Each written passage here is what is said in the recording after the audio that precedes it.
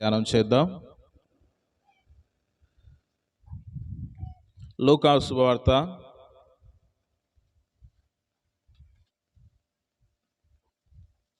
6వ అధ్యాయము.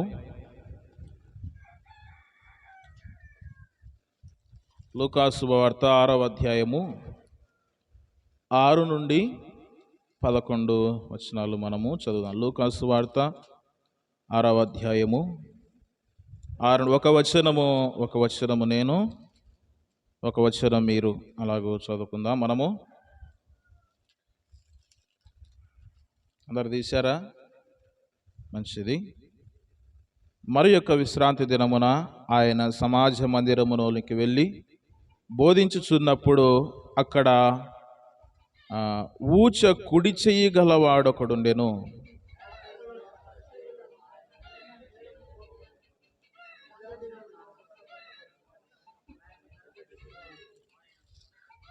అయితే ఆయన వారి ఆలోచనలు ఎరిగి ఊచ చేయగలవానితో నీవు లేచి మధ్యను నిలవమని చెప్పగా వాడు లేచి నిలిచెను.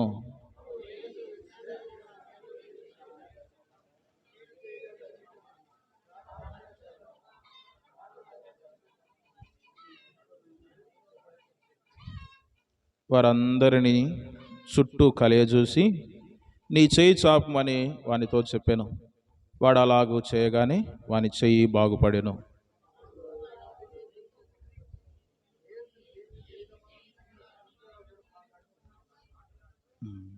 ప్రార్థన చేద్దాం. దేవా, నీకు స్తోత్రం నాయనా. చదివిన లేఖన భాగాలను దీవించండి, మాతో మాట్లాడండి. నన్ను మరుగుపరచాలని కనతండ్రి మీరు సహాయం అనుగ్రహించాలని. దేవా, మరి ఎవరికి ఏ మాటలైతే అవసరమో ఆ మాటల ద్వారా మీరే మాట్లాడాలని యేసు ప్రభు ఘనమైన నామములో ప్రార్థన చేసి వేడుకుంటున్నాము తండ్రి, ఆమేన్.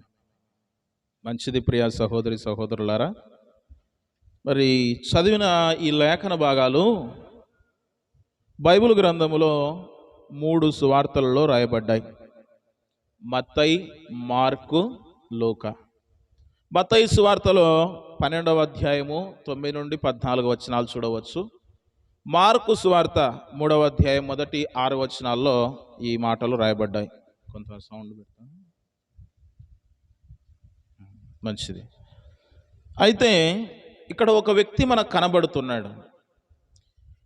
ఎవరు ఆ వ్యక్తి అంటే ఊచ కుడి చెయ్యి గలవాడు. అంటే ఒక వ్యక్తికి ఊచ చెయ్యి ఉందంట. అది ఏ చెయ్యి?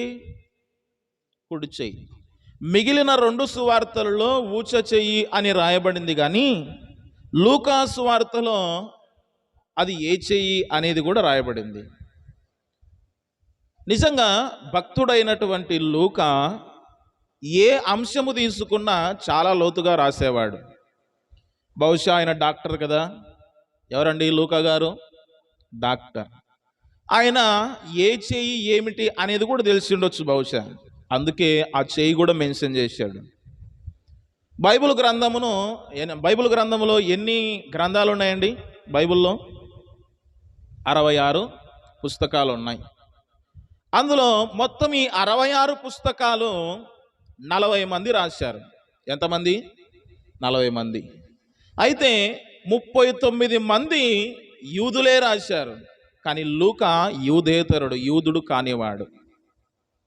అయితే ఈ చదివిన లేఖన భాగంలో ప్రాముఖ్యముగా ఒక వ్యక్తి మనకు కనబడుతున్నాడు, కానీ అక్కడ 2 సందర్భాలు మనం చూడవచ్చు. ఒకటి ఏమిటంటే విశ్రాంతి దినమున స్వస్థపరచుట అనేది చూడవచ్చు. ఇంకో సందర్భము ఊచ చేయగల వారిని మనము చూడవచ్చు. ఈ ఊచ చేయగల వారిని దేవుడు బాగు చేసినట్టు మనము చూడవచ్చు. అయితే ఈ 2 సందర్భములలో ఒక సందర్భాన్ని మనము తీసుకుందాం. అదేంటంటే ఊచ చేయగల వారిని దేవుడు బాగు చేయుట. ఏమిటండి ఊచ చెయ్యి అంటే? ఊచ చెయ్యి అంటే ఇంకా ఆ చెయ్యి ఏం పని చేయ, స్పర్శ ఏమి, చిన్నారి కూర్చోాలా.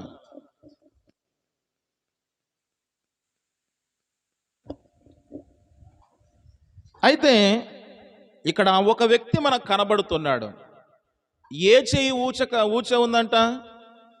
కుడి చెయ్యి అంటే యాజ్ చూపించండి. కన్ఫ్యూజ్ అవుతున్నారు యా చెయ్యి అని. కుడి చెయ్యి. ఈ కుడి చెయ్యి పూర్తిగా పని చేయడం లేదు. అంటే అది ఊచ చెయ్యి, పని చేయనిది. ఊచ చెయ్యి అంటే ఎండిపోయిన దానికి గుర్తు. దేనికి గుర్తు అండి? ఎండిపోయిన దానికి గుర్తు. ఇప్పుడు మనకు చేతులు ఉన్నాయి, బాగానే ఉన్నాయి. ఎవరికైనా చేయి బాగాలేదా? అందరికీ బాగానే ఉన్నాయి. అయితే ఈ చేతులు బాగుండిన వారు నిజంగా అవిటి వాళ్ళు ఉంటారు కొందరు. చేయి బాగుండిన అవిటి వాళ్ళు ఉంటారు కొందరు. ఎందుకు ఎండిపోయింది ఈ వ్యక్తిది చెయ్యి? ఊచ చెయ్యి అనేది ఎండిపోయిన దానికి సాదృశ్యం. ఊచ చెయ్యి అనేది క్రియలు లేని దానికి సాదృశ్యం. దేనికి సాదృశ్యం అండి? క్రియలు లేవు అనడానికి సాదృశ్యం. ఊచ చెయ్యి అనేది నిర్జీవమైనది, అంటే జీవము లేనిది అనే దానికి సాదృశ్యం. ఈ ఊచ చెయ్యి ప్రయోజనము లేనిది, ఉండినా లేనట్టే. ఈ ఊచ చెయ్యి అనేది జ్ఞానహీనుడు అనుటకు గుర్తు. ప్రసంగి గ్రంథము 10వ అధ్యాయము మన 2వ వచనములో చూసినప్పుడు, జ్ఞానము గలవాడు కుడి చెయ్యిని ఆనించును, బుద్ధి లేనివాడు ఎడమ చెయ్యిని ఆనించును. అంటే యా చెయ్యి ఆడించినేం కాదు, కానీ జ్ఞానానికి సూచనగా ఉన్నది కుడి చెయ్యి. దేనికి సూచనగా ఉన్నది? జ్ఞానమునకు సూచన. ఇప్పుడు ఇతనికి ఊచ చెయ్యి ఉందంటే ఈ లక్షణాలన్నీ ఇతనిలో ఉన్నాయి. ఏ లక్షణాలు? ఎండిపోయిన జీవితం, ఇంకా నిరర్ధకమైన జీవితం, అంటే నిర్జీవమైన జీవితం. ఏ చెయ్యి ఇది? నిర్జీవమైన చెయ్యి. అంత మాత్రమే కాదు, ప్రయోజనము లేని చెయ్యి. అంత మాత్రమే కాదు, క్రియలు లేని చెయ్యి. అంత మాత్రమే కాదు, జ్ఞానహీనుడు అనేది మనకు అర్థమవుతుంది. అయితే మనకు చేతులు బాగా ఉన్నాయి, అయితే మనకు క్రియలున్నాయా? క్రియలున్నాయా? మనము చేతులు బాగా ఉండినప్పటికీ మనము క్రియలు లేకపోతే, అప్పుడు క్రియలు ఏ దాంతో చేస్తామండి? ఎక్కువగా చేతులతోనైనా. పని దేనితో చేస్తాం? చేతులతో. అవునా కాదా? ఏదైనా పని చేయాలంటే ఏముండాలి? చేతులు ఉండాలి. చేతులు లేకపోతే కొన్ని సందర్భాలలో పని చేయడానికి వీలు కాదు. బైబిల్ గ్రంథం అదే చెప్తుంది. క్రియలు లేని విశ్వాసం ఎలాంటిది? మృతము అని యాకోబు పత్రికలో మనము చూడవచ్చు. ప్రియ దేవుని బిడ్డలారా, నిజంగా బైబిల్ గ్రంథములో అక్కడ ఉండిన వ్యక్తి ఊచ చేయగలవాడిగా ఉన్నాడు. అయితే మరి నేటి దినాలలో చాలా మటుకు సంఘాలలో కూడా పక్షవాయువు వచ్చింది చేతులకు. ఏమొచ్చింది? మాకేం పక్షవాయువు వచ్చిందండి, చేతులు బాగానే ఉన్నాయి కదా, నీ కళ్ళు సరిగ్గా కనపడట్లేదా అంటారేమో. మనము క్రియలు లేకపోతే మన చెయ్యి ఎలాంటిది? ఊచ చెయ్యి. ఏ క్రియలు చేయాలి? ఎలాంటి క్రియలు చేయాలి? ఎలాంటి క్రియలు కలిగి ఉండాలి? బైబిల్ గ్రంథంలో చాలా విషయాలు మనకు తెలుసు.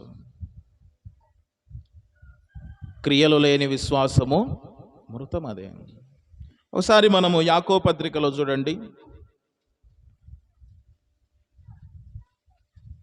అధ్యాయం చెప్తారా? తెలిసిన వారు 2:17 చూడండి. అలాగే విశ్వాసము క్రియలు లేనిదైతే అది ఒంటిగా ఉండి మృతమైనదగును. అయితే ఒకడు అంటున్నాడంట, నీకు విశ్వాసం ఉన్నది, నాకు క్రియలున్నవి. క్రియలు లేకుండా నీ విశ్వాసము నాకు కనబరచుము, నేను నా క్రియల చేత నా విశ్వాసము నీకు కనపరుతునని చెప్పాను. ప్రియ దేవుని బిడ్డలారా, ఇక్కడ మనం చూసినప్పుడు ఒకరికి క్రియలు ఉన్నాయంట, ఒకరికి విశ్వాసం ఉందంట. అయితే రెండిటిలో ఏది లేకపోయినా వ్యర్థమే. దయాలు కూడా అంటున్నాడు తర్వాత వచ్చిన చూడండి, దేవుడు ఒక్కడే అని నీవు నమ్ముచున్నావు, అలాగ నమ్ముట మంచిదే. దయ్యములను నమ్మి వణుకుచున్నవి. వ్యర్థుడా, క్రియలు లేని విశ్వాసము నిష్ఫలమైనదని తెలుసుకొనగోరుచున్నావా? క్రియలు లేని విశ్వాసము అది నిష్ఫలమైనది. దయ్యాలు కూడా ఎలాగున్నాయంట? నమ్మి వణుకుచున్నాయంట. విశ్వాసం ఉండడం మంచిదే, అయితే అది ఎలాగుండాలి? క్రియలు కలిగిన విశ్వాసం అయి ఉండాలి. క్రియలు లేని విశ్వాసము అది మృతము అనే సంగతి మనము వినాలి. అది మృతమైనది, అది ప్రయోజనము లేనిది. క్రియలు లేని విశ్వాసం ఎలాంటిదండి? మృతమైనది. ఎలాగూ అని ఆలోచన చేస్తే 2:26 చూడండి. ప్రాణము లేని శరీరం ఎలాగో మృతము, అలాగే క్రియలు లేని విశ్వాసము మృతము అనే సంగతి అక్కడ రాయబడింది. ప్రాణము లేని శరీరము ఎలాగుంటుంది? కదిలిస్తే కదులుతుందా? కదలదు. అలాగే క్రియలు లేని విశ్వాసము కూడా అలాగే మృతమైనది అని మనం చూస్తున్నాం. మరి క్రియలతో ఎలాగూ ప్రేమించాలి? ఒక వ్యక్తిని మనం ప్రేమిస్తున్నామంటే ఎలాగూ? అది మన క్రియలలో చూపించాలి. నోటి ద్వారా నేను ఎన్నైనా చెప్పగలుగుతా, నా నోటి ద్వారా నేను ఎంతైనా చెప్పగలుగుతా, ఎన్నైనా గొప్పలు చెప్పగలుగుతా, నీవైనా అలాగే చెప్తావు, కానీ అది క్రియలలో ఉండాలి. అన్న నేను ప్రార్థనకు కరెక్ట్గా వస్తున్నానన్న నా నోటి మాట బాగా చెప్పొచ్చు కదా, కానీ క్రియలలో ఉందా? నీ జీవితం ఊచ జీవితమేమో, బహుశా అంటే కదలలేని జీవితమేమో. చేతులున్నాయి, కళ్ళున్నాయి, కాళ్ళున్నాయి, అయినా అవిటితనం ఉందేమో బహుశా. క్రియలు లేవు. ఒక యవనస్తుడు స్టేటస్ మంచిగా పెట్టాడు. ఆహా, ఎంత భక్తుడో!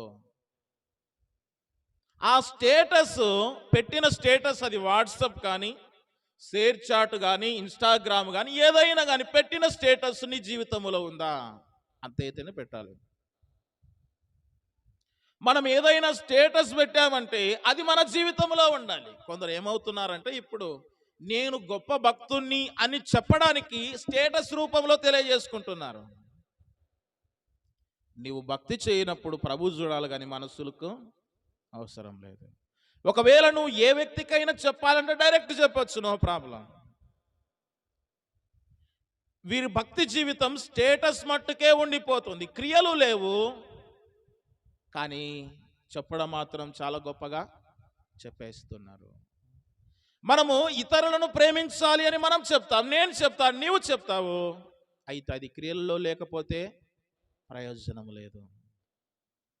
శత్రువును ప్రేమించాలని నేను చెప్తాను, నీవు చెప్తావు, అది క్రియల్లో లేకపోతే ప్రయోజనము లేదు. ఆదివారం నేను తప్పకుండా కరెక్ట్గా 10 గంటలకు నేను ఆరాధనకు వస్తానని చెప్తాము, అది క్రియల్లో లేకపోతే ఏమంట? మృతము. చెప్పండి, ఏమిటది? ఇప్పుడు మరి బ్రతుకున్నట్ట, చచ్చిపోయినట్ట? క్రియలు లేకపోతే ఏమున్నట్లు?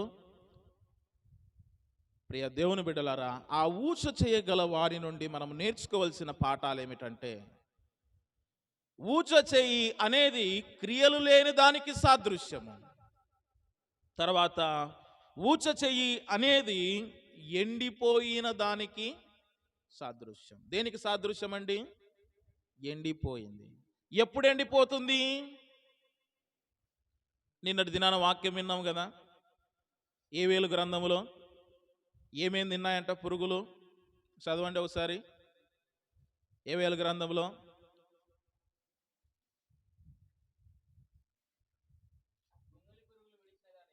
గొంగలి పురుగు విడిచిన దాని అధ్యాయం వచ్చిందని చెప్పండి. 1వ అధ్యాయం 4వ వచనం చూడండి. పేజీ నెంబర్ చెప్పండి. 752 తీయండి. గొంగలి పురుగు విడిచిన దానిని మిడతలు తినివేసి ఉన్నవి, మిడతలు విడిచి తినిన దానిని పసర పురుగులు తినవి, పసర పురుగులు విడిచిన దానిని చీడ పురుగులు తినివేసినాయి. మతులారా, మేలుకొని కన్నీరు విడ్చుడి. ఇక్కడ మనం చూసినప్పుడు ఇశ్రాయేలీయుల గురించి మాట. ఇది దేనికి సాదృశ్యంగా ఉందంటే వారి భక్తి జీవితం బీటలు వారింది అన్నదానికి సాదృశ్యం ఇది. మొత్తము కూడా పంట పొలాలను మిడతలు, పసర పురుగులు, తర్వాత చీడ పురుగులు, అన్ని కీటకాలు, అన్ని పురుగులంతా తినిపోతే ఏముంటుంది? ఇంకా ఆకులు ఉంటాయా? ఒకటి తిని కొంచెం మిగిలిచ్చిందంట, అది తిని కొంత మిగిలిచ్చింది, అంత ఏముంటుంది? ఎండిపోయిన జీవితం, బీటలు వారిన జీవితం. ఎండిపోయిన దేనికైనా పనికొస్తుందా? ఇక ఎండిపోయిన దేనికైనా పనికొస్తుందా? దేనికి పనికొస్తుంది? దేనికి? పొయ్యిలో పెట్టడానికి పనికొస్తుంది, అవునా? మన జీవితం కూడా ఒకప్పుడు ఎండిపోయిన జీవితమే. దేవుడు మనల్ని ఏం చేశాడు? ఎండిన ఎముకలను ఉజ్జీవింపజేశాడు. ఎండిన ఎముకలన్నీయో నేర్పుమాయా, ఎండిన ఎముకలన్నీయో నాలో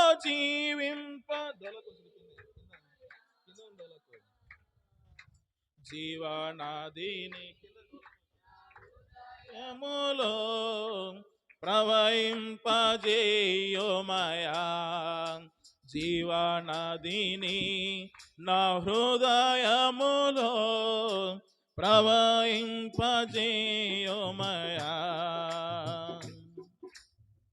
ఎండిన ఎముకలను, బైబిల్ గ్రంథములో ఎండిన ఎముకలు లేచి శరీరాన్ని దాల్చుకొని నడిచాయి. ఎక్కడ? ఏ గ్రంథం అది? యెహెజ్కేలు గ్రంథంలో. క్రియలు లేని జీవితము ఊచ చేయగలవానికి సాదృశ్యం. అలాగే ఎండిపోయిన జీవితం ఊచ చేయకి సాదృశ్యం అండి. ఊచ చెయ్యి అనగా ఎండిపోయిన జీవితం, ఊచ చెయ్యి అనగా క్రియలు లేని జీవితం. అంటే భౌతికంగా మనం బాగా ఉన్నాం కానీ ఆధ్యాత్మికంగా అవిటి వాళ్ళము అనడానికి సాదృశ్యం. ఒక ఆయన నిక్ విజిక్యూ అని ఉన్నాడు. ఏం పేరండి? నిక్ విజిక్యూ. ఆయన గురించి చెప్తారా? చూసింటారు మీరు, కాళ్ళు చేతులు. నేను అంటాను ఆయనకు అవయవాలు ఉన్నాయంటాను, మీరేమంటారు? లేవంటారా? అది అన్యులు అనాలి, ప్రభుని ఎరగని వారు అనాలి. ఆయనకు ఆధ్యాత్మికంగా కాళ్ళు చేతులు అన్నీ ఉన్నాయి, ఎందుకంటే క్రియలు కలిగిన వాడు. ఎండిపోయిన జీవితం లేదు భక్తి జీవితంలో, ప్రభుని ప్రకటిస్తున్నవాడు. అతనికి అన్ని అవయవాలు చక్కగా ఉన్నాయి ఆధ్యాత్మికంగా అని నేను అంటాను. కానీ లోకానికి ఏ విధంగా కనబడుతున్నాడు? ఆయన అవిటి వానిలాగా కనబడుతున్నాడు. ప్రభు చూసేది బయటికి కనపడే బాహ్యమైన అందాన్ని ఎప్పుడు ఆయన చూడడు. బయటికి కనబడే ఆర్భాటాన్ని ఎప్పుడు చూడడు దేవుడు. ఆధ్యాత్మికంగా అంతరంగములో బలంగా ఉన్నాడా లేదా అనేది మాత్రమే ప్రభు చూస్తాడు. నేను బయటికి ఎంతైనా పాడగలుగుతున్నాననేది ప్రభు చూడడు. హృదయములో నీవు దేవునితో ఎంత కనెక్టింగ్గా ఉన్నావు అనేది ప్రభు చూస్తాడు. ఇప్పుడు నేను బయటికి వాక్యం చాలా బాగా చెప్పొచ్చు, కానీ దేవునితో సంబంధం ఉందా లేదా అనేది దేవునికి కొలమానం. అర్థమవుతున్నాయి నా మాటలు? దేవుడు హృదయ పరిశోధకుడు, ఆయన హృదయ రహస్యాలను ఎరిగినవాడు. బైబిల్ గ్రంథంలో ఒక ఆయన ఉన్నాడు, సౌలు. ఆయన చాలా అందమైన వాడంట. ఎలాంటి వాడు?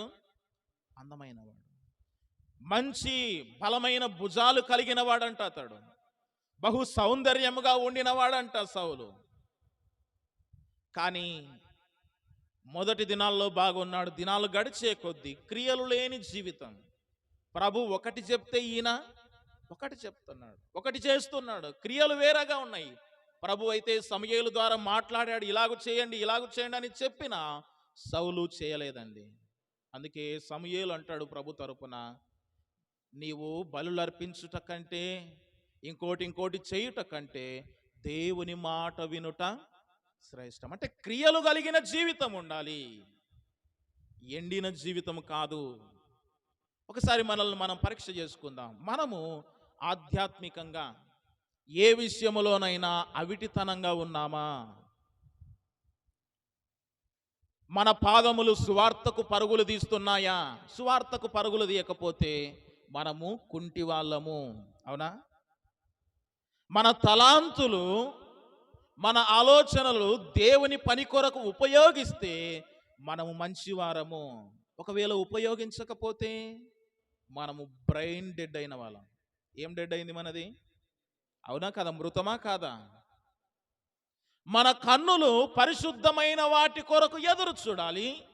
అపవిత్రమైనవి చూస్తున్నామంటే కనులు ఉండినా గుడ్డి వాళ్ళు. ఏమిటండి? కనులు ఉండినా గుడ్డి వాళ్ళు. ఇప్పుడు ఒకసారి మనంతకు మనం పరిశీలన చేసుకుందాం. మనము నిజంగా భక్తి జీవితంలో అవిటి వాళ్ళమా, ఆరోగ్యవంతులమా? మనల్ని మనం పరిశీలన చేసుకుందాం. ఒకవేళ మనము ఏదైనా భౌతికమైన అనారోగ్యం వచ్చిన మాటలు అర్థమవుతున్నాయండి? ఏదైనా మనకు అనారోగ్యం వచ్చింది, డాక్టర్ దగ్గరికి పోయాం. డాక్టర్ చెప్పాడు, బ్రదర్ నీకు 3 రోగాలు ఉన్నాయి అని చెప్పాడు. ఎన్ని రోగాలండి? ఒక రోగమేమో నీకు హార్ట్ ప్రాబ్లం ఉంది అని చెప్పాడు. ఏ ప్రాబ్లం? హార్ట్ ప్రాబ్లం ఉంది. ఇంకో రోగం చెప్పాడు, నీకు కిడ్నీలు ఫెయిల్ అయ్యాయండి అని చెప్పాడు. ఏ రోగము? కిడ్నీలు ఫెయిల్ అయ్యాయి అని చెప్పాడు. ఇంకో రోగము నీకు లివర్లు చెడిపోయాయి అని చెప్పాడు. 3 రోగాలు అని చెప్పాడు. అనుకుందాం ఉదాహరణకి 3 రోగాలు వచ్చాయి అన్నప్పుడు డాక్టర్ ఇలాగ అన్నాడు అనుకో, ఏమని? బ్రదర్ నీ దేహములో 3 అవయవాలు చెడిపోయాయి. కిడ్నీ, గుండె, లివర్లు 3 చెడిపోయాయి. అయితే నేను 2 మాత్రమే బాగు చేస్తాను, 3వది ఉండనులేంటే మనం ఏమంటాం? సార్ వద్దు సార్, 3 బాగు కావాలి, లేకపోతే నేను చచ్చిపోయే ప్రమాదం ఉంది అని అంటాం. అవునా కదా? లేదండి 1 బాగా అయిన చాలు అనుకునే వాళ్ళు ఎవరైనా ఉన్నారా? ఏమనుకుంటాం మనము? భౌతికంగా అన్నీ ఆరోగ్యంగా ఉండాలి అనుకుంటాం. ఇప్పుడు కొన్ని ఉచితాలు పెట్టారు కదా, అవునా కదా? ఆపరేషన్ చేయాల్సిందంటే ఉచితంగా కొన్ని పెట్టారు. మనం ఏమనుకుంటాం? ఉచితమే కదా, ఖచ్చితంగా చేయించుకుందాం, కళ్ళు కనపడకున్నాయి బాగా కనపడేటట్టు చేయించుకుందాం. భౌతికంగా ఒకవేళ ఏమైనా జరిగింది, మంచిగా మన ఆరోగ్యాన్ని బాగు చేసుకుందామని చెప్పేసి ఖర్చు పెట్టి మరి చేయించుకుంటాం. అయితే భౌతికమైన వాటి మీద అందంగా ఉండాలని కోరుకుంటాం. అవునా కదా? ఇప్పుడు ఎంట్రుకలు పోయాయి కొందరికి, వాళ్ళు ఏం చేస్తున్నారో తెలుసా? మరలా ట్రాన్స్ప్లాంట్ చేస్తున్నారు, వెంట్రుకలు పెట్టుకుంటున్నారు. అవునా? ముఖం చెడిపోయింది, సర్జరీలు చేపిస్తున్నారు. మరి భౌతికమైన వాటికి ఏవైనా లోపం ఉంటే దాని కొరకు అంతా బాగుండాలని కష్టపడతాం. వినండి, మరి అంతరంగములో మనసు చెడిపోయింది, దాన్ని బాగు చేసుకోవాలని ఎందుకు కోరుకోవు? కోపం ఉంది, దాన్ని బాగు చేసుకోవాలని ఎందుకు కోరుకోవు? అసూయ ఉంది, దాన్ని బాగు చేసుకోవాలని ఎందుకు కోరుకోం? ఆధ్యాత్మికంగా ఎంతో అవిటి వాళ్ళంగా ఉన్నాం, దాన్ని నయం చేసుకోవాలని ఎందుకు కోరుకోకున్నాం? అర్థమవుతున్నాయా నా మాటలు? అర్థమవుతున్నాయండి? భౌతికమైన వాటికి మనం బాగా ప్రాధాన్యత ఇస్తున్నాం అవి బాగుపడాలని. అవునా కదా? కాలు పోతే ఏం చేస్తున్నారు? మరలా కాలు పెట్టించుకుంటున్నారు. చేయబోతే మరలా చేయబెట్టించుకుంటున్నారు. గుండె బాగులేకపోతే మరలా గుండె కూడా రిప్లేస్ చేస్తున్నారు. కిడ్నీ ఫెయిల్ అయితే ఇంకో కిడ్నీలు వేస్తున్నారు, ఒకరికొకరు కిడ్నీలు మారుస్తున్నారు. కానీ ఆధ్యాత్మిక జీవితములో నీవే దాన్ని బాగు చేయగలుగుతావు, బాగు చేసుకుంటావు. ఎలాగూ? దేవుడు దానిని బాగు చేస్తాడు. ఒకవేళ నీ మనసు చెడిపోయిందా, దానికి పరిశోధకుడు దేవుడే. ఎవరండి ఆపరేషన్ చేయించేవాడు? దానికి దేవుడే. ఆయన మల్టీ స్పెషాలిటీ డాక్టర్ అంట. ఎలాంటి?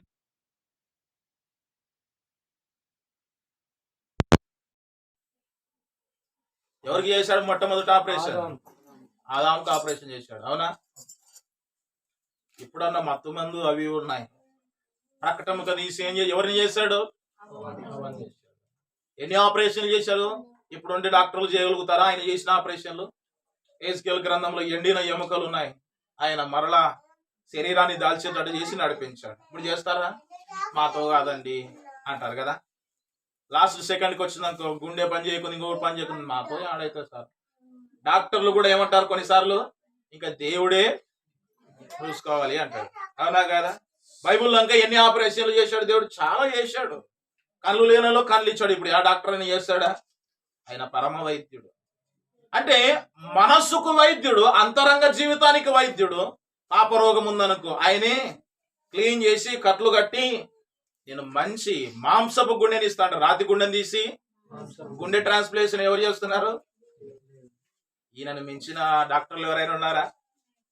బండబారిన హృదయం ఉందనుకోండి, బండబారిన గుండె ఉందనుకోండి, దాన్ని తీసి ఏం చేస్తాడని దేవుడు? రాతి గుండెని తీసి ఎంత గొప్ప ట్రాన్స్ప్లాంటేషన్, నొప్పి లేకుండా కోత లేకుండా దేవుడు చేస్తూ ఉన్నాడు. ప్రియ దేవుని బిడ్డలారా, దేవుని దగ్గర ఆధ్యాత్మికమైన రోగానికి మందు ఉంది. అది ఏ రోగమైనా కావచ్చు. మందిరానికి లేట్ రావడం కావచ్చు, లేకపోతే దేవుని సన్నిధిలో నిర్లక్ష్యంగా ఉండడం కావచ్చు. ఏ రోగమైనా కానీ, మన మనసు చెడిపోయింది కావచ్చు, ఆలోచనలు చెడిపోయినాయి కావచ్చు, అసూయ కావచ్చు, గర్వం కావచ్చు, కోపం కావచ్చు, విధేయత లేకపోవడం కావచ్చు, దేవునికి ఇష్టం లేని ఏ క్రియనైనా అది అనారోగ్యమే, అది ఆధ్యాత్మికంగా అవిటితనమే. దానిని బాగు చేసేవాడు దేవుడే అనే సంగతి మనం తెలియజేస్తున్నాం. ఇంకా ఊచ చెయ్యి అంటే దేనికి సాదృశ్యంగా మనం చెప్పుకున్నాం? ప్రయోజనము లేనిది. ఊచ చెయ్యి ఉందనుకోండి, దేనికైనా ప్రయోజనమా? ఏమైనా వాడతాడా దాంతో? మనం కూడా ఆధ్యాత్మిక జీవితములో అవిటి వాళ్ళంగా ఉంటే దేవుడు ఎన్నటికీ మనల్ని వాడుకోడు. ప్రియ దేవుని బిడ్డలారా, మనము అవిటి వాళ్ళంగా ఉండొద్దు. అంటే లోపము లేని వారముగా ఉండాలి. ఎలాగుండాలి భక్తి జీవితంలో? లోపం లేని వారమే. దానియేలును గురించి అంట ఒక సాక్ష్యం ఇచ్చారు. బైబిల్ గ్రంథంలో రాయబడింది ఆ మాట.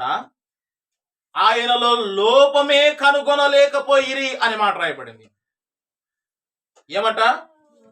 ఆయన కొరకు కొందరిని ప్రత్యేకంగా నియమించారు. ఆయన ఏమైనా తప్పు చేస్తాడా చూడండి, ఆయన ప్రార్థన చేస్తాడా చూడండి, ఆయన భక్తి జీవితం ఎలాగుందో కొంత కనిపెట్టుకోండి అని కొంతమందిని నియమించారు. మీరు కావాలంటే దానియేలు గ్రంథం చదవండి. అలాగ నియమించినప్పుడు దానియేలు జీవితములో లోపమే కనుగొనలేకపోయిరి అనే మాట రాయబడింది.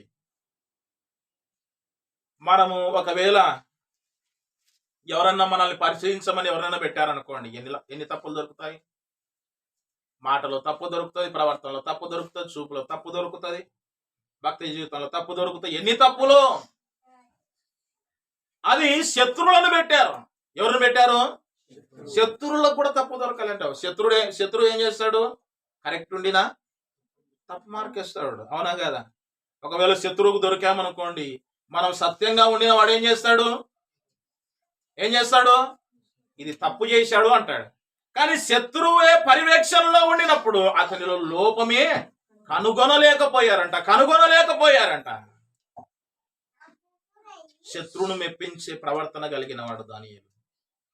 అంటే ప్రయోజనకరమైన వారినిగా దేవుడు మనల్ని మార్చాడు. ఒకప్పుడు మనము నిష్ప్రయోజకులము. ఎలాంటి వారమండి మనము? నిష్ప్రయోజకులు. మన జీవితము ఒకప్పుడు ప్రభుని ఎరగనప్పుడు ఊచ చేయి జీవితం. ఇప్పుడు క్రియలు కలిగిన జీవితాన్ని ఇచ్చాడు. ఇప్పుడు ప్రభు మార్చాడు, ప్రయోజనకరమైన జీవితాన్ని ఇచ్చాడు.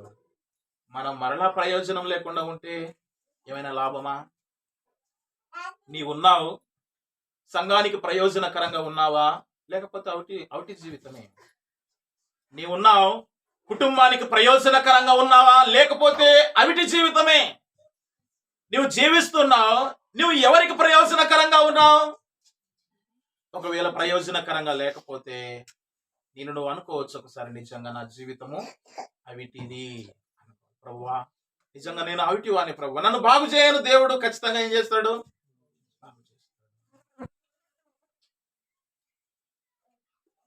లోకం ఊహించేది వేరు, దేవుడు ఉద్దేశించేది వేరు. లోకం దృష్టిలో మనం గొప్పలు కావచ్చు, లోకం దృష్టిలో మనం పెద్దవారం కావచ్చు, లోకం దృష్టిలో మనం అందంగా ఉండిన వారం కావచ్చు, లోకం దృష్టిలో మనకు ఘనత ఉండొచ్చు. కానీ దేవుని దృష్టిలో ఇవి లేకపోతే మనము లోకాన్ని ఎంతైనా మెప్పించవచ్చు, కానీ దేవుని మెప్పించకపోతే ఆ జీవితము మృతమే. బ్రతికినంత కాలమే, ఎంత సస్తే ఎక్కడికి? నరకమే. కనుక ప్రియులారా, ఊచ చేయి ప్రయోజనము లేని దానికి గుర్తుగా ఉన్నట్టు మనం చూస్తున్నాం. ఇంకా ఊచ చెయ్యి దేనికి గుర్తుగా ఉంది అని మనం ఆలోచన చేసినప్పుడు నిర్జీవమైన దానికి గుర్తుగా ఉంది. దేనికి గుర్తుగా ఉంది? నిర్జీవం అంటే జీవము లేనిది. నిర్జీవ క్రియలను విడిచి అనే మాట బైబిల్ గ్రంథములో ఉంది. నిర్జీవము లేని క్రియలు అంటే ఇక మనం చూసినప్పుడు ఊచ చెయ్యి అనేది జ్ఞానహీనునికి సాదృశ్యం అని కూడా మనము చూస్తున్నాం. అయితే ప్రియులారా, కుడి చెయ్యి ఊచ కలిగిన వాడు ఏ చెయ్యండి? కుడి చెయ్యి. అసలు కుడి చెయ్యి అనగా ఏమిటి అని బైబిల్ గ్రంథం ఏం చెప్తుంది అని ఆలోచన చేసినప్పుడు ఒకసారి చూడండి, మత్తయి సువార్త 27వ అధ్యాయము. కుడి చెయ్యి దేనికి సాదృశ్యంగా ఉంది? కుడి చెయ్యి అనగా దేనికి సాదృశ్యంగా ఉంది అని ఆలోచన చేసినప్పుడు, అంటే చేతులకు కూడా పేర్లు పెట్టారని నేను చెప్పడం లేదు, కానీ దానికి సాదృశ్యం అని చెప్తున్నాను అంతే. అర్థమయ్యేటట్టు మీకు అర్థమవుతుందా? చూడండి, మత్తయి సువార్త 27వ అధ్యాయము 24వ వచనం చూడండి. పిలాతు అల్లరి ఎక్కువ కూర్చున్నదే గాని తన వలన ప్రయోజనమేమీ ఏమీ ప్రయోజనము లేదని గ్రహించి నీళ్లు తీసుకొని జన సమూహం ఎదుట చేతులు కడుక్కొని ఈ నీతిమంతుని రక్తమును గూర్చి నేను నిరపరాధిని మీరే చూచుకొనుడని చెప్పాగా. అంటే ఇతను ఒక క్రియ చేశాడు. ఏం చేశాడండి? ఒక క్రియ. ఏం చేశాడు?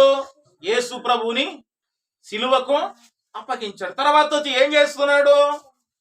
చేతులు గడుక్కుంటున్నాడు. అంటే క్రియలకు సాదృశ్యంగా ఉంది చెయ్యి. ఇక ఈ కుడి చెయ్యి దేనికి సాదృశ్యంగా ఉందో చూస్తే 6వ అధ్యాయం 3వ వచనం చూడండి. మత్తయి సువార్తలోని మత్తయి సువార్త 6వ అధ్యాయం 3వ వచనం చూడండి. నీవైతే ధర్మము చేయునప్పుడు నీ ధర్మము రహస్యముగా నుండ నిమిత్తము నీ కుడి చెయ్యి చేయునది నీ ఎడమ చేతికి తెలియక ఉండవాలి. కుడి చెయ్యి ఎడమ చెయ్యి అంటే క్రియలకు సాదృశ్యంగా ఉన్నట్టు మనము చూస్తున్న ప్రియ దేవుని బిడ్డలారా, మన చేతులు ఆధ్యాత్మిక జీవితములో బలమైన వారముగా మనం ఉండాలి, అవిటి వాళ్ళముగా ఉండకూడదు, క్రియలైనా ఏవైనా. ఇంకా ఈ కుడి చేయి అనేది పరిచర్యలో పాలి భాగస్థులకు సాదృశ్యంగా వాడవచ్చు. చూడండి, గలతీ పత్రిక 2:9, గలతీలకు రాసిన పత్రిక 2వ అధ్యాయం 9వ వచనం చూడండి. అనగా సున్నతి పొందిన వారికి అపోస్తలుడవుటకు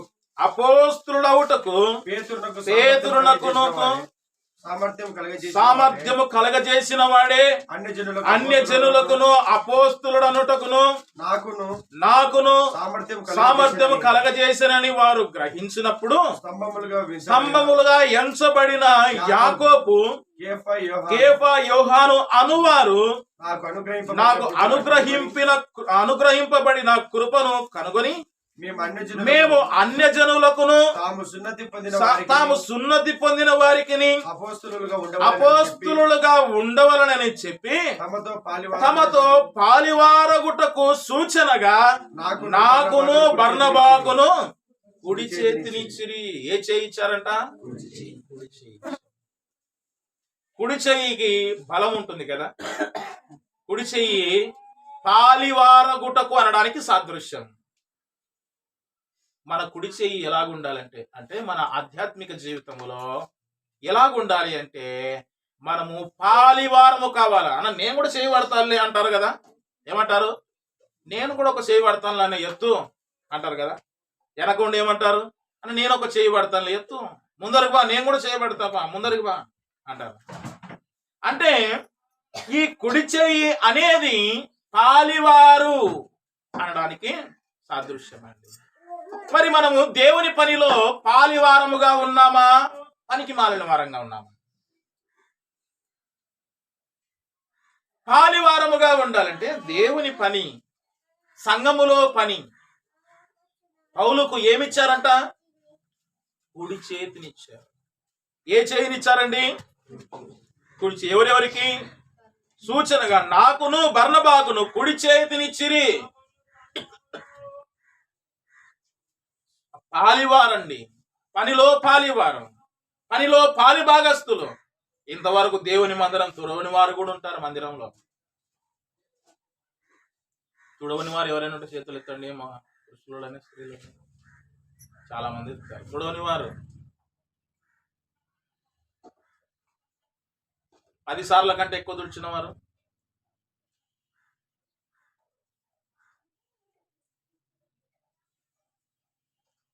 పాలివారమా? సౌండ్ సిస్టమ్ అరేంజ్ చేసే విషయంలో పాలివారమా? సంఘానికి వచ్చిన వారికి పరిచర్య చేయుటలో పాలివారమా? సేవకునికి పాలివారమా? అంటే సహకారం అందించడం, చెయ్యితోనివ్వడం, చెయ్యినివ్వడం. ఏ చేతినిచ్చారు వారు? ఏ చేతినిచ్చారండి? పౌలుకు బర్నబాకు కుడి చేతినిచ్చిరి. ఒకసారి దేవస్వామి సార్ గారు ఒక చోటికి వాక్యం చెప్పడానికి వెళ్ళాడంట. అది తెనాలో ఇంకోటో తెలియదు నాకైతే, అప్పుడు చెప్పాడు కానీ గుర్తులేదు. సారు వాక్యం చెప్తున్నాడంట. సారు వాక్యం చెప్తూ ఉంటే అంతకుముందు ఊచ చేయగల వాని గురించి చెప్పాడంట సారు. చెప్పినప్పుడు మరల ఇంకోసారి పోయాడంట. వాక్యం చెప్తుంటే సారు ఏం చేస్తున్నాడంటే మాటి మాటికి ఈ ఎడమ చేయిని ఆడిస్తున్నాడంట. ఏ చేయిని? ఎడమ చేతిని ఆడిస్తున్నాడంట. ఒక వ్యక్తి వాక్యం రాసిచ్చాడంట సార్కి అయిపోయిన తర్వాత. ఏ వాక్యము? ప్రసంగి 10:1-2 చూడండి. ప్రసంగి గ్రంథం 10వ అధ్యాయం 2వ వచనం చూడండి.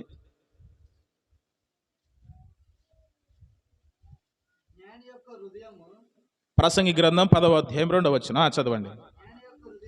జ్ఞాని యొక్క హృదయము తన కుడి చేతిని అతని కుడి చేతిని ఆడించును, బుద్ధిహీనుని హృదయము అతని ఎడమ చేతిని ఆడించును అనే లేఖనము రాసి సార్కిచ్చాడంట. సారు ఇలాగ చెప్పాడంట, అయ్యా నువ్వు రాసినది కరెక్టే కానీ మరల వాక్యం చెప్పేటప్పుడు నేను కుడి చెయ్యి ఆడించలేకపోతున్నాను, అప్పుడు ఆడించాను, ఇప్పుడు ఎందుకు ఆడించలేకపోతున్నానంటే దీనికి ఆపరేషన్ చేశారయ్యా అన్నాడంట. ఏం చేశారంట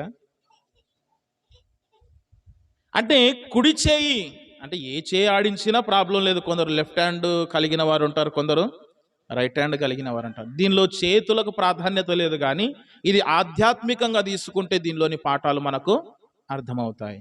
అవునా? ఫారినర్స్ చాలా మటుకు లెఫ్ట్ హ్యాండ్తోనే తింటారు. ఏ హ్యాండ్ యూజ్ చేస్తారు?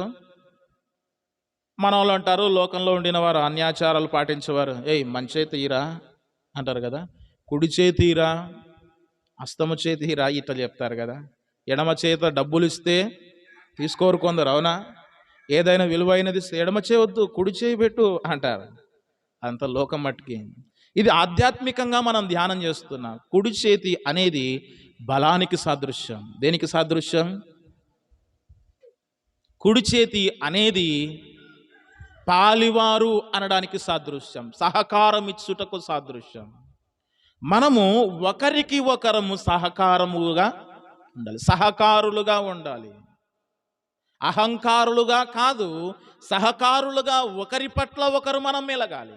ఒకరికొకరు సహకారం అందించుకోవాలి, ఒకరికొకరు పాలివారమై ఉండాలి. నా పనిలో నీవు, నీ పనిలో నేను పాలివారమై ఉండాలి. దేవుని పనిలో పాలివారమై ఉండాలి. ప్రియ దేవుని బిడ్డలారా, మన ఆధ్యాత్మిక జీవితం పాలివారంగా లేకపోతే మనము అవిటివారమే. మన ఆధ్యాత్మిక జీవితం జీవము కలిగినది కాకపోతే, నిర్జీవమైనది ఉంటే మనం అవిటివారమే. ఎండిపోయిన జీవితం ఉంటే, చిగురించకుండా ఎండిపోయిన జీవితం ఉంటే మనం అవిటివారమే. బైబిల్ గ్రంథములో ఒక ఆయన ఎన్నడూ ఎండిపోని వాడు ఉన్నాడు. ఎవరైనా క్షమించండి, యోసేపు ఉన్నాడు. ఫలించడి కొమ్మ. ఎవరండి? ఫలించడి కొమ్మ. ఎండిపోడు.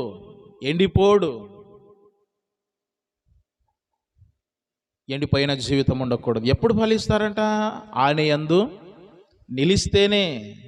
ఆయన యందు నిలిచకపోతే ఎండిపోతుంది, వాడిపోతుంది, తెగులు పడుతుంది. చెట్టుకు ఏం పడుతుంది? తెగులు పడుతుంది. రకరకాల తెగులు ఉన్నాయి కదా. పంటలకు ఎన్ని తెగుళ్ళు? బెంగి తెగుళ్ళు, పూత తెగులు, బూడిది తెగులు. జీవితం బూడిద లెక్క అవుతుంది. ఆ?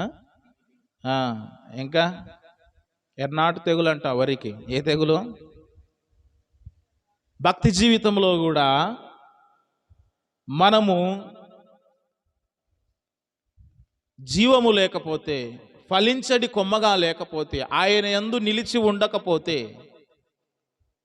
ఏమైపోతుంది? ఎండిపోతుంది. బైబిల్ గ్రంథంలో ఆకువాడక అనే మాట ఉంది. ఎక్కడ? కీర్తనలో ఎన్నో కీర్తన? అధ్యాయం కాదు, 1వ కీర్తన. 1వ కీర్తనలో ఉంది ఆకువాడక. ఎప్పుడు ఆకువాడదు అంటే ఎప్పుడు ఎండిపోదు? నాటబడి ధ్యానిస్తూ, తర్వాత చూడండి, చదవండి ఒకసారి. ఆకువాడక అంటే ఎండిపోదు అని అర్థం. మొదటి నుంచి చదవండి, పై వచ్చిన మొదటి నుండి. ఎండిపోకూడదంటే దుష్టుల ఆలోచన చొప్పున నడవకూడదు. తర్వాత ఏ మార్గము? పాపుల మార్గం తిరగకూడదు. అపహాసకులు ఎప్పుడు కామెంట్స్ వారి దగ్గర.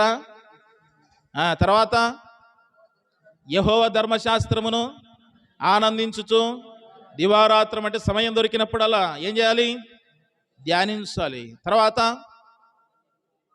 అతడు నీటి కాలువన, ఇవన్నీ చేస్తే అతడు నీటి కాలువన యోరున నాటబడినదై. ఎక్కడ? నాటబడిన వాడే. అంటే నాటబడితే పెకిలించుట సాధ్యము, నాటబడకపోతే పైన పడి ఉంటే కొట్టుకపోతుంది నీళ్ళకి. అవునా? నాట వారికి తెలుసు, నీటి మీద వేస్తే కొట్టుకుపోతుందా, లోపల నాటితే ఉంటుందా? నాటితే లోతు. అంతే. కొందరు మనం పొగాకు నార నాటడానికి వెళ్ళాం కదా, ఇంతకుముందు గడిచిన దినాల్లో వెళ్తుంటాము కదా, అప్పుడు దిగువపాడికి వెనక అబ్జర్వేషన్ చేస్తూ ఉంటారు. ఏం చేస్తారు? నాటు లోపలికి అయిపోతే అందరి ఎదుట సిగ్గు తీసి మరలా నీట్గా నాటు అంటారు. లోపలికి నాటితే బాగుంటుంది అని. అంటే నాటబడినదై. తర్వాత ఆకువాడకంటే ఎండిపోదు. ఇవన్నీ చేస్తే ఎండిపోదు భక్తి జీవితం. ఒకవేళ అపహాసకులు చోట కూర్చుని ధర్మశాస్త్రాన్ని చదవకుండా పాపుల మార్గమును నిలిచి ఇవన్నీ చేశామనుకోండి, ఏమైపోతుంది? భక్తి జీవితం ఎండిపోతుంది. అంతే. ఎండిపోయేదానికి పచ్చగుండేదానికి అర్థమైంది ఇప్పుడు తేడా. నిర్జీవమైన క్రియలు విడిచిపెట్టాలి. ఎండిపోయిన జీవితము నుండి ఫలించే జీవితంగా మారాలి. కొందరు యవనస్తులు ఎప్పుడు చూడు భక్తులతో కంటే, విశ్వాసులతో కంటే లోకస్తులతోనే సహవాసం. నేను దేవుని దాసుడు చెప్పాడు, సిద్దిపేట ప్రకాష్ సార్ గారు, దేవునితో సహవాసము కలిగిన వారితో నీ సహవాసం ఉండాలంట. ఎవరితో? దేవునితో సహవాసం ఉండిన వారితో నీ సహవాసం. దేవునితో సహవాసము లేని వారితో సహవాసం వద్దు, వారికి సువార్తను ప్రకటించు. అంతే. సహవాసానికి సువార్తను ప్రకటించడానికి చాలా తేడా ఉంది. మరి వాడు దగ్గర కావాలంటే సహవాసం చేయాలి కదా. సహవాసం అంటే అన్నిటిలో రాసుకొని పూసుకొని పోయేది కాదు. వానికి అవసరమైనంత వరకు వానితో మాటలాడి సువార్తను ఉన్నది ఉన్నట్టు చెప్పాలి. అంతే. మరి ఎండిపోయిన జీవితము మనం ఉండకూడదంటే అపహాసకులు కూర్చున్న చోట ఉండ. తర్వాత చెప్పండి, పాపుల మార్గమున. ఏ మార్గమున? పాపుల మార్గమున నిలవకూడదు. తర్వాత అపహాసకులు కూర్చున్నకూడదు. తర్వాత ఏం చేయాలి? ఎండిపోకూడదంటే దేవుని వాక్యాన్ని ధ్యానించాలి. తర్వాత వచనాలు చూడ, అతడి ఆకువాడక. ఇవన్నీ చేస్తే ఏమున్నాయి ఆశీర్వాదాలు? ఆకు వాడిపోదు, భక్తి జీవితం వాడిపోదు. తర్వాత ఎప్పుడు ఫలిస్తాడు? తన కాలమందు. తనకి ఒక కాలం వస్తుంది, అప్పుడు ఏం చేస్తాడు అంటే ఫలించాల్సిన సమయంలో ఫలిస్తాడు, జరగాల్సిన సమయంలో ఆశీర్వాదాలు వస్తాయి. తన కాలమందు ఫలిస్తాడు. కొన్ని కాలము దాటిపోయిన ఫలాలు రావు. కొన్ని చెట్లు ఉంటాయి, గొడ్డు చెట్లు, ఎన్ని కాలాలు రాని, కాలాలు మారని ఫలింపే ఉండదు.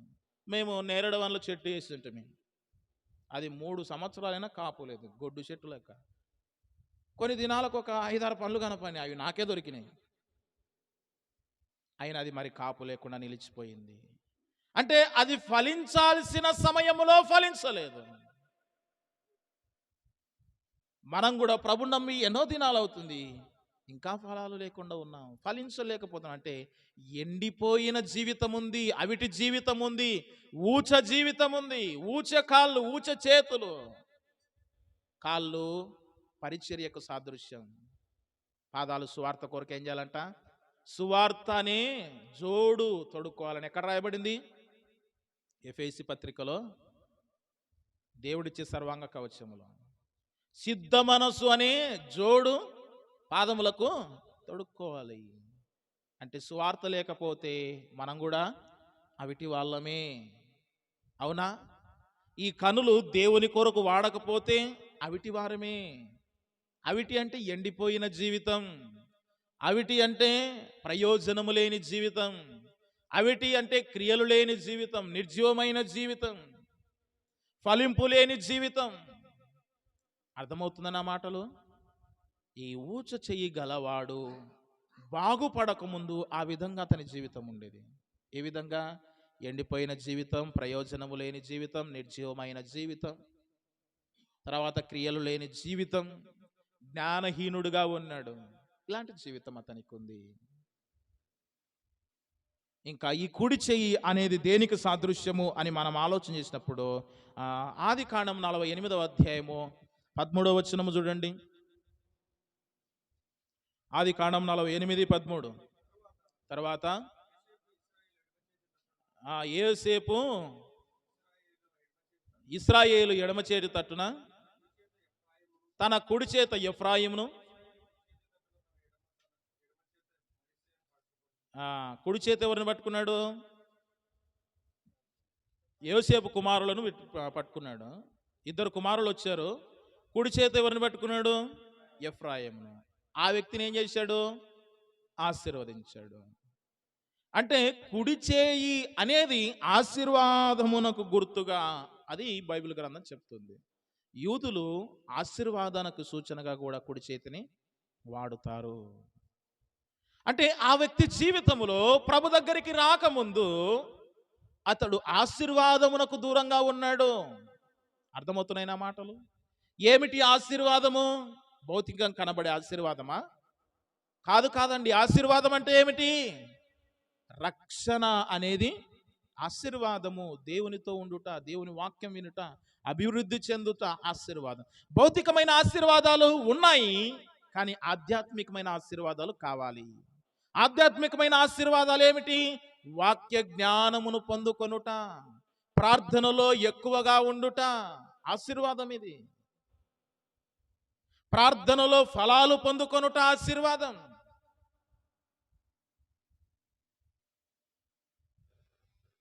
యాకోబు యోసేపు కుమారుణ్ణి ఎఫ్రాయిమును ఏం చేశాడు? కుడి చేత ఆశీర్వదించినట్టు మనం చూస్తున్నాం. ఇంకా ఈ కుడి చేయి దేనికి సాదృశ్యము అంటే బలానికి, ఆదరణకు సాదృశ్యం. ఇప్పుడు ఎలాగ చెప్పగలుగుతామాట? గలతీ 2:9లో బర్నబాకు పౌలుకు కుడి చేతిని ఇచ్చారు. దేని కొరకు? వారి ఆదరణ కొరకు. ఆదరణ. కుడి చేతినిస్తే దేనికి సాదృశ్యం? ఆదరణ. ఏ వ్యక్తి అయినా వచ్చాడు, ఏం కాదులే బ్రదర్ నేనున్నా అని సెకండ్ ఇస్తాడు. దాన్ని ఏమంటారు? మనకు ఆదరణ ఇచ్చినట్టు. కుడి చేతి అనేది ఆదరణకు గుర్తుగా మనము చూడవచ్చు ప్రియ దేవుని బిడ్డలారా. అయితే ఈ కుడి చెయ్యి గలవాని మీద ప్రభు చూపిన కృప ఏమిటి అని చెప్పి మనం ముగించుకునే ప్రయత్నం చేస్తాను. 3 విషయాలు చెప్తాను. కుడి చెయ్యి గలవాని మీద, ఆ ఊచ చెయ్యి, ఆ ఊచ కుడి చెయ్యి గలవాని మీద దేవుడు చూపిన కృప. బైబిల్ గ్రంథంలో మీరు చదవండి, ప్రారంభము నుంచి ముగింపు వరకు మొత్తం చదవండి. ప్రతి చోట దేవుని కృప కనబడుతుంటది. ఏం కనబడుతుంటది? దేవుని కృప. ఏ స్వస్థత కార్యము చూసినా, ఏ ఆశీర్వాదము చూసినా, ఏ పనిలో చూసినా, తన శిష్యులతో మాట్లాడినా, వ్యభిచారులతో మాట్లాడినా, పాపులతో మాట్లాడినా, రోగులతో మాట్లాడినా, ఎవరితో మాట్లాడినా కృపనే కనపడుతుంటది. ఆఖరికి యేసు ప్రభును సిలువ వేసిన వారితో మాట్లాడినా దేవుని కృపనే కనపడుతుంటది. తండ్రి వీరేమి చేయుచున్నారో వీరెరుగరు. దేవుని కృప. అంటే దేవుని కృప ప్రారంభము నుండి ముగింపు వరకు దేవుని కృప చూపిస్తూ ఉన్నాడు. మన మీద కూడా దేవుని కృప ఉందా లేదా చెప్పండి? ఉందా లేదా అండి? నీ కృపలేని క్షణము, నీ దయలేని క్షణము, నేను హింసలేను యేసయ్యా.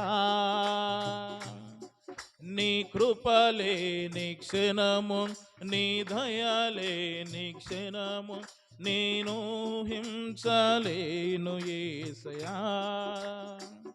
ప్రియ దేవుని బిడ్డలారా, ఆయన కృప లేకపోతే మనం లేము. ఆయన కృప లేకపోతే మనకు రక్షణ లేదు. ఈ రక్షణ దేవుని కృపావరమే అనే మాట రాయబడింది. ఎక్కడ? ఎఫెసీ పత్రిక చెప్పండి, అధ్యాయము 2వ అధ్యాయం 2వ అధ్యాయంలో రాయబడి ఉంటుంది. ఇది మీ వలన కలిగినది కాదు, దేవుని కృపా వరమే. ఆయన కృప లేకపోతే మనకు రక్షణ లేదు. ఆయన కృప లేకపోతే మనకు విడుదల లేదు. ఆయన కృపను బట్టే మనం రక్షించబడ్డాము. ఆయన కృపను బట్టే మనం దేవునికి దగ్గరయ్యాం. ఆయన కృపను బట్టే మనం ఇంకా భూమి మీద ఉన్నాం. ఆయన కృపను బట్టే మనలో ఇంకా జీవనాడి పనిచేస్తుంది. ఆయన కృపను బట్టే మనం ఇంకా కొనసాగుతూ ఉన్నాం. ఎందుకు బతుకున్నావు అంటే ఏం చెప్పాలి మనము? దేవుని కృప అండి. ఎందుకు బతుకున్నామంటే దేవుని కొరకు జీవించుట కొరకండి. ఎందుకు బ్రతికున్నామంటే దేవుని పని చేయుట కొరకండి. ఇట్లా చెప్పాలి మనం.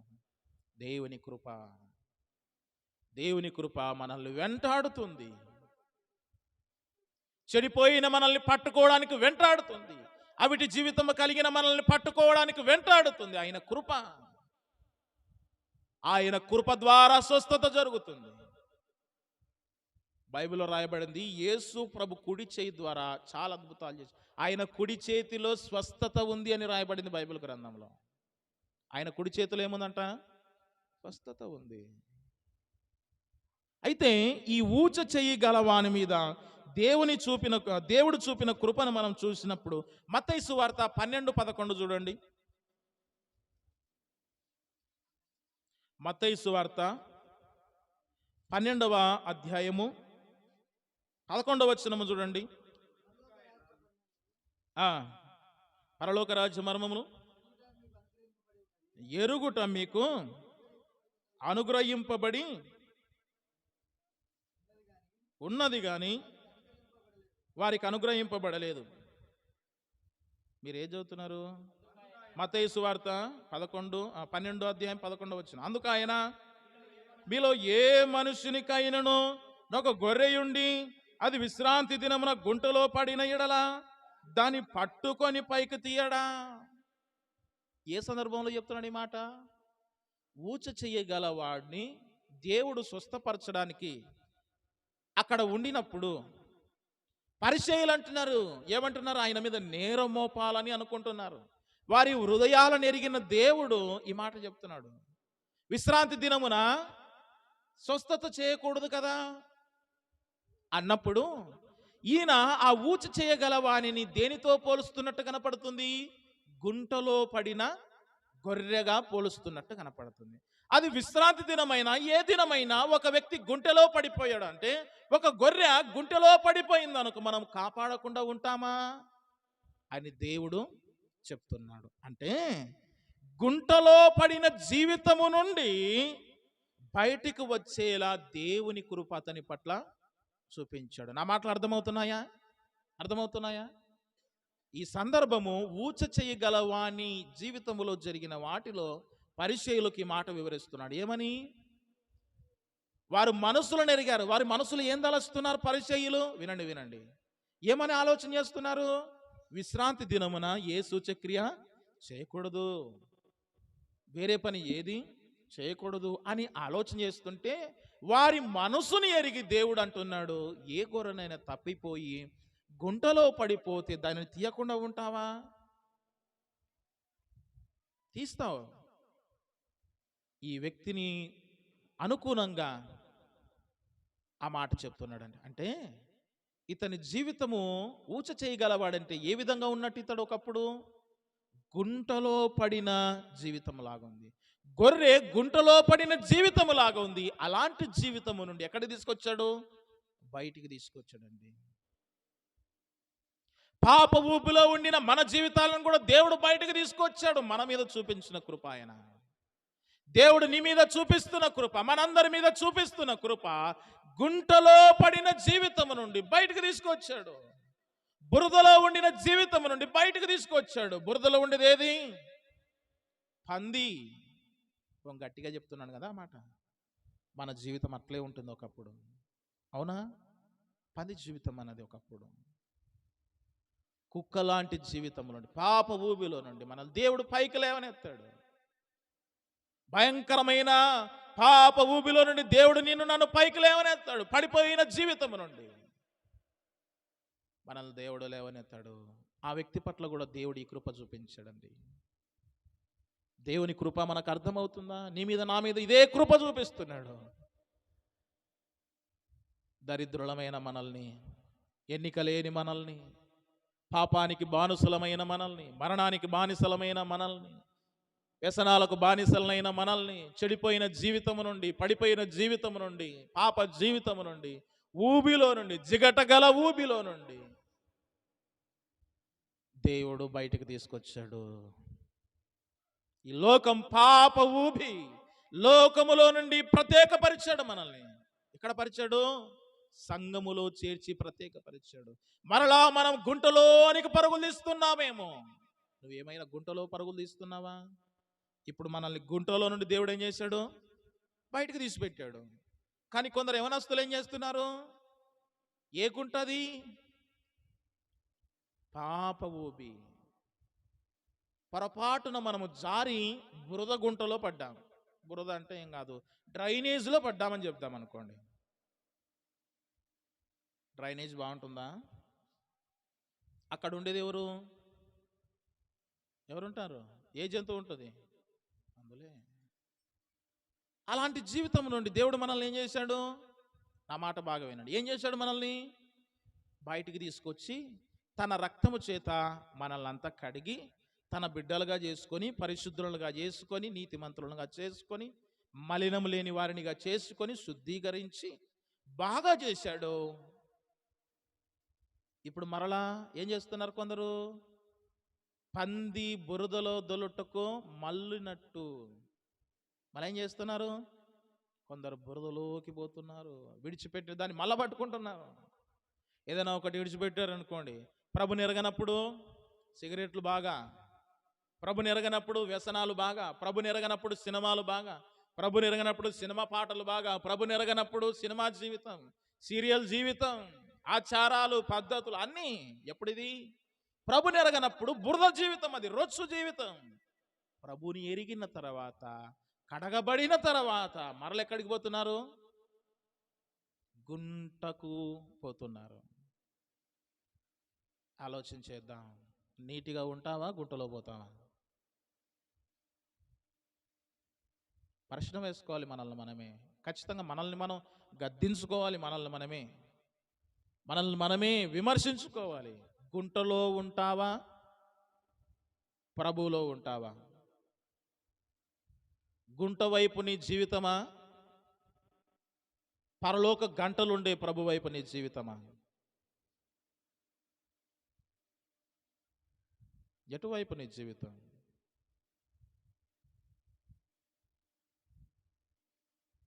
ఆలోచన చేయాలి. ఒక ఆయన బంగారు గంటలని రాశాడు, పరలోకంలో ఉన్నాయన్నట్లు పాటలు. అక్కడ ఉన్నత లోకం ఉన్నది. గుంటలోకి పోవద్దు దయచేసి. గుంటలో నుండి బయటపడ్డాము, ఇక మరలా అదే గుంటలోనికి మనం వెళ్ళొద్దు. ఈ ఊచ చెయ్యగలవాని మీద దేవుడు చూపిన కృప ఇది. ఇంకా దేవుడు చూపిన కృప ఊచ చేయగలవాని మీద ఏ కృప చూపించడని ఆలోచన చేస్తే, మార్కు సువార్త 3వ అధ్యాయము 5వ వచనం చూడండి. 3వ అధ్యాయం 5వ వచనం. ఆయన వారి హృదయ కాఠిన్యమునకు దుఃఖపడి కోపముతో వారిని కలయజూచి, నీ చెయ్యి చాపమని ఆ మనుషునితో చెప్పెను. వాడు తన చెయ్యి చాపగా అది బాగుపడెను. ఊచ జీవితము నుండి బాగు చేసిన కృప. దేవుడు ఏం చెప్పాడు? నీ చెయ్యి చాపము. ఏం చాపమన్నాడు? అంటే ఊబిలో ఉండిన జీవితములో నుండి చెయ్యి చాపు అని పిలిచాడు ప్రభు. చెయ్యి చాపాడు, నన్ను లేపు ప్రభువా అన్నట్లు చెయ్యి చాపాడు.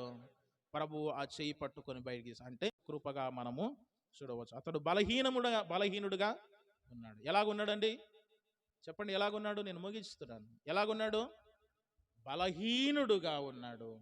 ఊచ చెయ్యి అంటే బలహీనమునకు గుర్తు. అలాంటి బలహీనమైన జీవితము కలిగినప్పుడు దేవుడు ఏం చేశాడు? బలపరచాడు. చెయ్యి చాపుము అన్నాడు. చెయ్యి చాపాడు, అతడు బాగుపడెను, అతనుకుండిన రోగం పోయెను. నీవు కూడా చెయ్యి చాపు దేవుని వైపు చేతులెత్తి. నీకు ఏ ఆధ్యాత్మిక రోగం ఉంది, ఏ అవిటితనం ఉంది, ఎలాంటి అవిటి జీవితం నువ్వు జీవిస్తున్నావు? క్రియలు లేని జీవితమా, ప్రయోజనము లేని జీవితమా, నిర్జీవమైన జీవితమా, మృతమైన జీవితమా? ఏ జీవితం నువ్వు కలిగి జీవిస్తున్నావు? ప్రేమ లేని జీవితమా? ఒకసారి చేతులు చాపు ప్రభు వైపు, నిన్ను బాగు చేస్తాడు. ఏం చేస్తాడు ఆయన? బాగు చేసే దేవుడు. ఆయన బాగు చేసే దేవుడుగా ఉంటే మనం బాగుపడవలసిన అవసరత ఎంతైనా ఉన్నది ప్రియులారా. కనుక నేను ముగిస్తున్నాను. ఈ కుడి ఊచ చేతి గల వారిని దేవుడు కృప చూపించాడు అతని పట్ల. అతని జీవితం ఎండిపోయినది, బలము లేనిది, నిర్జీవమైనది, ప్రయోజనము లేనిది, క్రియలు లేనిది, జ్ఞానహీనమైనది. మనము కూడా అలాంటి జీవితం నుండి బయటపడ్డాం. మరలా దాని వైపు వెళ్లకుండా ఎండిపోయిన జీవితం నుండి చిగురించే జీవితంగా మనం వచ్చాం. ఎండిన జీవితం నుండి ఫలాలు ఫలించే కొమ్మలుగా మనమయ్యాం. ఇక ఎండిపోవద్దు, ఇక వాడిపోవద్దు. వాడిపోకూడదంటే, ఎండిపోకూడదంటే ఏం చేయాలి? అపహాసకులు కూర్చుని చోట కూర్చోకూడదు, అబద్ధకులు ఉండే చోట కూడా లోకంతో ఉండకూడదు. నాటబడాలి దేవుని సన్నిధిలో, దేవుని యందు నిలిచి ఉండాలి. దుష్టుల ఆలోచనలు, పాపల మార్గం ఉండకూడదు. అంటే పాత గుంటలోనికి మరలా మనము ఆ గుంట మర్చిపోవాలి. అది గుంట గుర్తే రాకూడదు. అది ఏ గుంట అయినా, అది వ్యసనం గుంట అయినా, పాపపు గుంట అయినా, అది ఏ గుంట అయినా కావచ్చు. ఆ గుంటను మరచి దేవుని వైపు చూస్తూ మనం ముందుకు వెళ్ళాల్సిన అవసరత ఎంతైనా ఉన్నది. కనుక ప్రియులారా, మనం ఆలోచన చేద్దాం. మనము ప్రశ్నించబడ్డాము ఈ మధ్యాహ్న కాల సమయం. ఏమని? మనము అవిటి వారమా, ఆరోగ్యవంతులమా భక్తి జీవితంలో? మన చేతులు కాళ్ళు భౌతికంగా బాగా ఉన్నాయి, ఆధ్యాత్మికంగా ఎలాగున్నాయి పరిశీలన చేసుకొని మనం బాగుపడదాం. ఆ ఊచ చేయగల వారిని దేవుడు బాగు చేశాడు. నిన్ను నన్ను దేవుడు కూడా బాగు చేయడానికి ఇష్టపడుతున్నాడు. ఆధ్యాత్మికంగా బలపరచడానికి, మనకి ఏ రోగం ఉంది ఆధ్యాత్మికంగా దాన్ని కట్లు కట్టి క్లీన్ చేసి నీట్గా ఉంచడానికి ఇష్టపడుతున్నాడు. మనము దేవునికి ఏమి ఇవ్వాలి? చెయ్యి ఇవ్వాలి. ఆ వ్యక్తి రోగము బాగవడానికి ఏమిచ్చాడు? చెయ్యి ఇచ్చాడు. ప్రభువా నన్ను లేపునైనా, ప్రభువా నన్ను లేవనెత్తునైనా, నన్ను బ్రతికించు ప్రభువా, ఎండిన నా జీవితాన్ని బాగు చేయి ప్రభువా, పని లేని ప్రయోజనము లేని ఈ చెయ్యిని బాగు చేయి ప్రభువా. దేవుడు బాగు చేశాడు. మనల్ని కూడా బాగు చేయడానికి ఆయన ఇష్టపడుతున్నాడు. దేవుడు మన కొరకై కొన్ని మాటలు దీవించి ఆశీర్వదించునుగాక. ఆమేన్. ప్రార్థన చేద్దాం. తలలు వంచండి, కళ్ళు మూయండి. ప్రార్థన. మన మధ్యలో సురేష్ ప్రార్థన చేస్తాడు.